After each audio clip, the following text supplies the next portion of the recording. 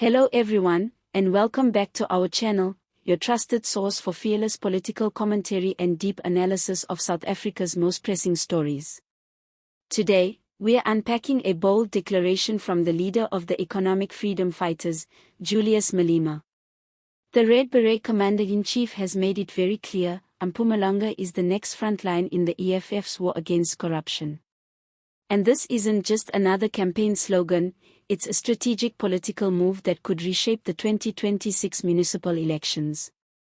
Over the past weekend, at the lavish Zebula Golf Estate and Spa in Bela-Bela, the EFF's top leadership gathered for their second Central Command team meeting.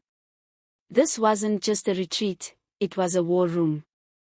And from that war room, Malema emerged with a battle plan.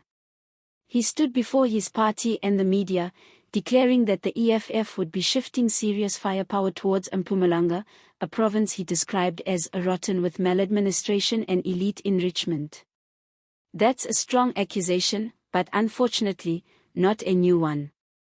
Auditor General reports have for years painted a bleak picture of local governance in Mpumalanga. Municipalities such as Govan Mbeki, Lekwa, and Msukaligwa have become symbols of dysfunction, where infrastructure is collapsing, budgets vanish into thin air, and service delivery grinds to a halt. Roads are cratered, water taps run dry, and communities are stuck in a cycle of protest and despair. Malema is tapping into that frustration, and he's turning it into political capital. The people of Mpumalanga are victims of a corrupt political order, Malema thundered. We will not stand by while a handful of politically connected individuals plunder public funds. The EFF will lead the fight, municipality by municipality. This is a clear signal of intent. And let's be honest, Malema smells blood in the water.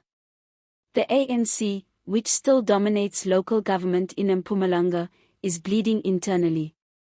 Years of factional infighting, patronage networks, and administrative failure have weakened its grip. Communities are no longer afraid to voice their anger, and Malema is moving fast to offer an alternative. But what does this actually mean in practice? First, Malema is promising to build strong grassroots structures in every ward.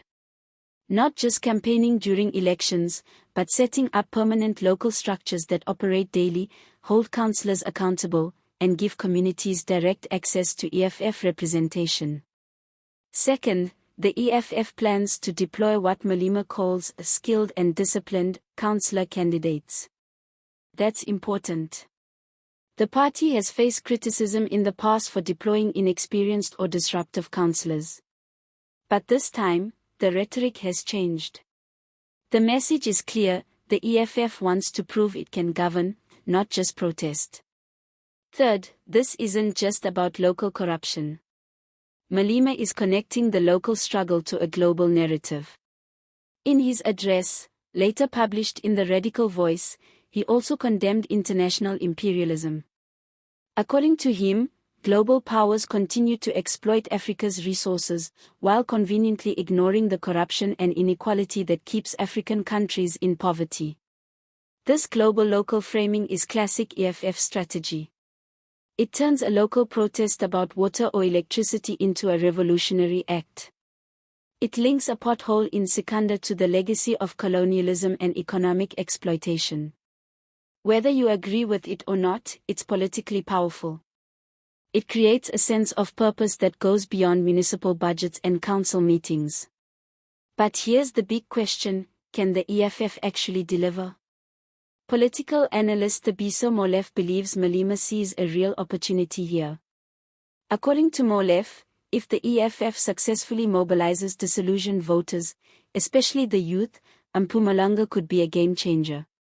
And it's not hard to see why. The province has a large, young population, many of whom are unemployed, angry, and tired of the status quo. Add to that the ANC's visible decline in municipal governance, and you get a recipe for political upheaval. Let's not forget, the 2021 municipal elections showed the ANC losing significant ground across the country.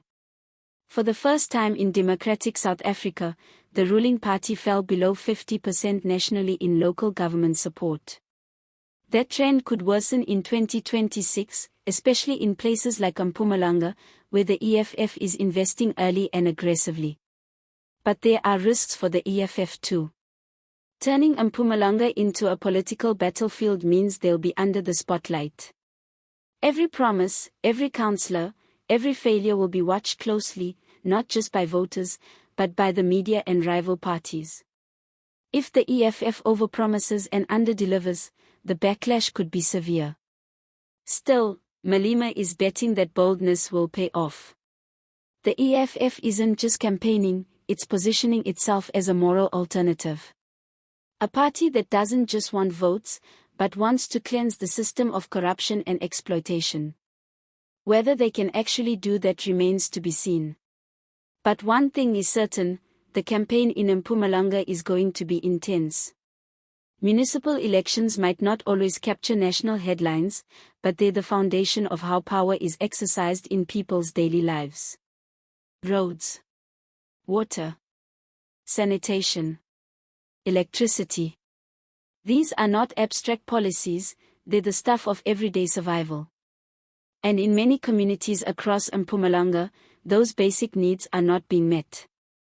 By turning the province into a frontline in the war against corruption, Malema is trying to flip the script. He wants voters to see the EFF not just as a protest movement, but as a governing force.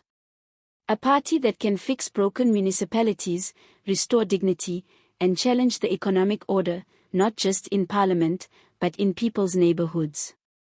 Of course, the ANC isn't going to sit back quietly. Expect major pushback. Expect accusations of populism, of empty rhetoric, of political opportunism. But also expect one of the most contested, high-stakes municipal battles this country has seen in years. The battle lines are no longer just drawn between parties, they're being drawn between two competing visions of South Africa. One that clings to the old guard, and another that wants to burn it down and rebuild. As we look ahead to 2026, Mpumalanga has become the stage for something much bigger than a local election. It's about political survival, economic justice, and the future of South Africa's democracy. That's it for today's video. If you found this analysis helpful, don't forget to like, subscribe, and share your thoughts in the comments below. Do you believe the EFF can win municipalities in Mpumalanga? Or is this just another bold headline with no substance? We want to hear from you. Thanks for watching, and as always, stay informed, stay engaged,